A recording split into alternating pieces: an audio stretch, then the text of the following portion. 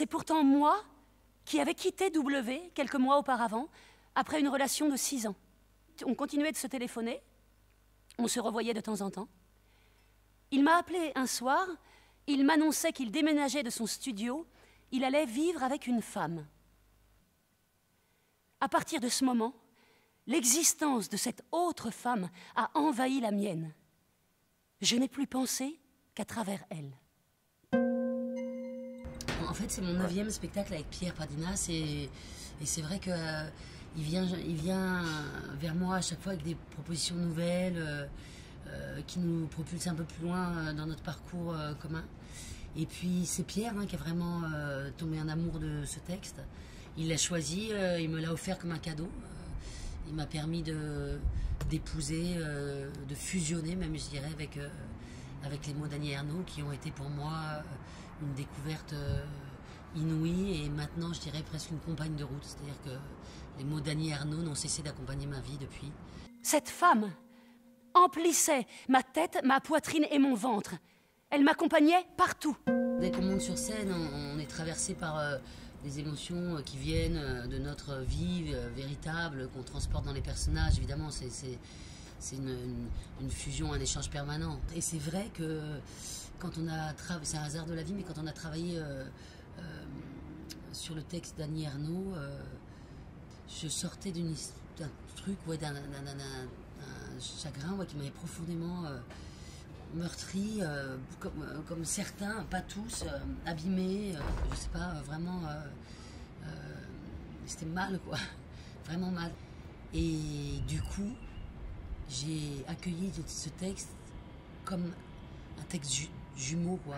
J'ai ressenti une forme de gémellité avec le texte, incroyable, au mot près, à la virgule près. J'avais le texte dans la peau.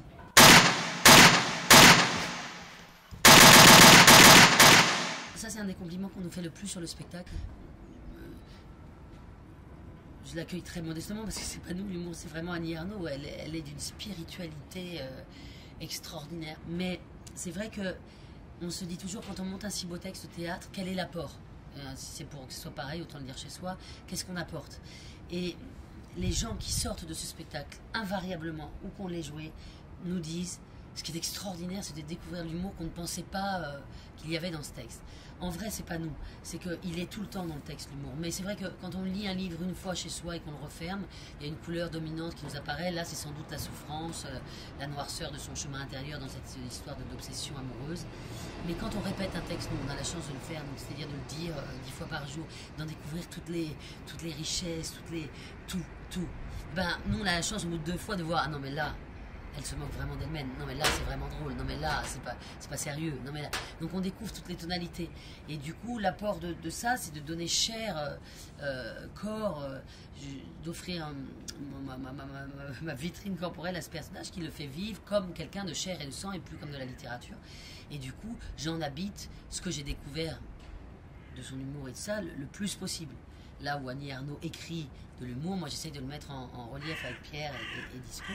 Et du coup, les gens rient pas mal.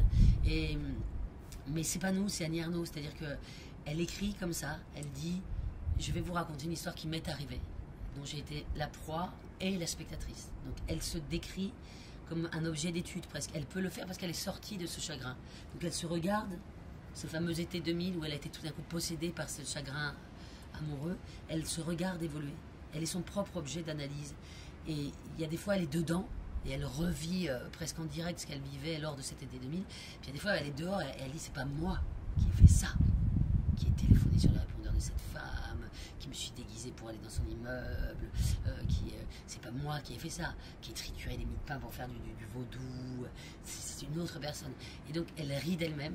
Et là, les gens rient d'eux-mêmes aussi, parce qu'on a tous fait des trucs complètement fous par envie de posséder, de reposséder, Donc l'humour, il est là, il est dans l'écriture et on a j'ai l'impression, réussi à le mettre en relief. Ça, c'est vraiment chouette.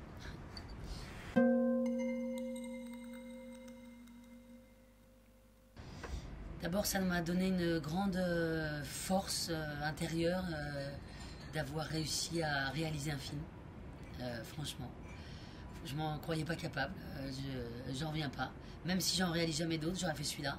J'ai fabriqué un objet de mes mains, de nos mains, avec Philippe et nos producteurs.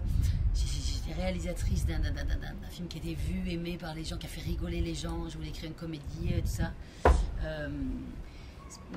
Une forme d'ascendance sur moi-même.